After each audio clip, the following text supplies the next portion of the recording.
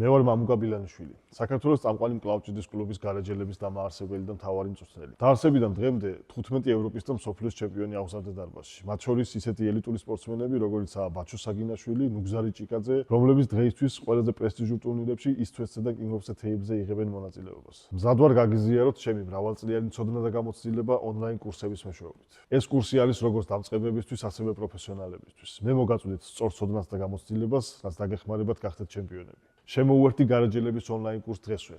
ერთად შევქმნათ შენი მკლავჭიდის მომავალი. საიტის ლინკს იხილავთ ვიდეოს აღწერაში. ვარჯიშის საწინდარი აუცილებლად უნდა იყოს კარგი გახურება. მაგიდაზე ვარჯიში შეიძლება ისეთი დატვირთული გამოვიდეს, რომ წონებითაც კი ვერ შეძლოს ადამიანმა ისე დატვირთვა, საკმაოდ შეიძლება დაიწვიოს ჩვენი ხელები. ამიტომ პირველ რიგში ვიწყებთ კარგად გახურებით, ვიწყებთ ხელის ტევნით.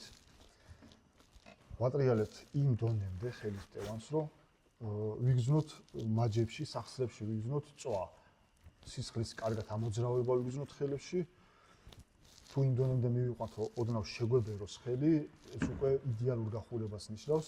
შემდეგ, ტევნის შემდეგ გადავდივართ მოდუნებული იდაყვით, აფიქსირებს უბრალოდ ბალიშზე, მაგიდის ბალიშზე და ვუტრიალებთ ხელს იდაყვის სახსრაში ჯერ ერთი მიმართულებით.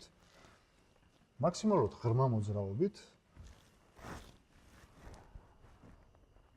საერთოდ არ არის დაჭიმული ხელი, მაქსიმალურად მოშობული ხელით, უბრალოდ ხდება სახსრის და კუნთების მოძრაობით გახურება. შემდეგ მეორე მიმართულებით აუცილებლად, რომ კარგად სრულყოფილად გახურდეს, სისხლის შევიდეს კარგად კუნთებში, ამუშავდეს კარგად ჩვენი კუნთები, მოემზადოს დატვირთული ვარჯიშისთვის.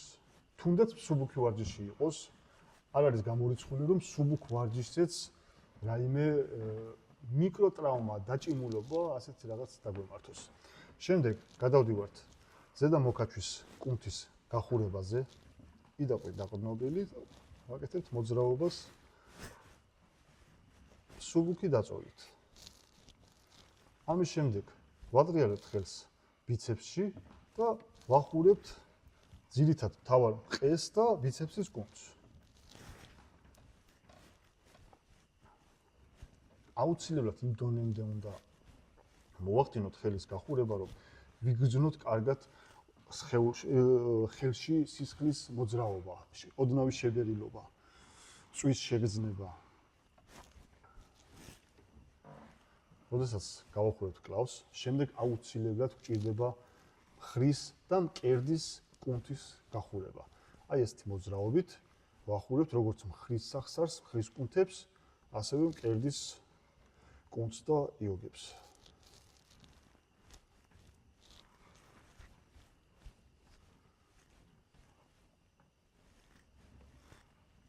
ვიგრძნობთ აუცილებლად დატვირთვას, სისხლის მოძრაობას, დაწვას მკერდის არეშიც და ასევე ხრის არეშიც.